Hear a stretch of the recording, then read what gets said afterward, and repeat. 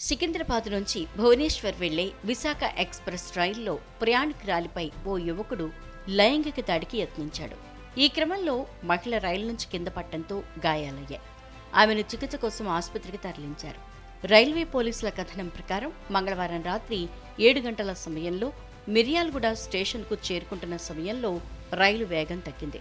అదే సమయంలో S2 బోగీలో ఉన్న ఓ మహిళ వాష్రూమ్ నుంచి తన సీటు వద్దకు వెళ్తుండగా మద్యం మత్తులో డోరు వద్ద ఉన్న యువకుడు ఆమె చెయ్యి పట్టుకుని లాగాడు.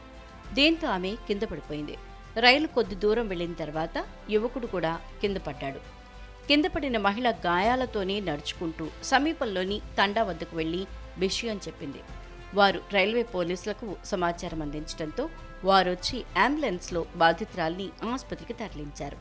అలాగే రైల్వే పట్టాలపై పడి ఉన్న నిందితుడిని కూడా గుర్తించి ఆసుపత్రికి తరలించారు. అతన్ని ఒడిశాకు చెందిన బిశ్వాష్గా గుర్తించారు. శ్రీకాకుళం జిల్లాకు చెందిన బాధితురాలు ఓ ప్రైవేట్ టీచర్గా పనిచేస్తున్నట్లు తెలిసింది. ఆమె ఫిర్యాదుపై కేసు నమోదు చేసుకున్న పోలీసులు దర్యాప్తు చేపట్టారు.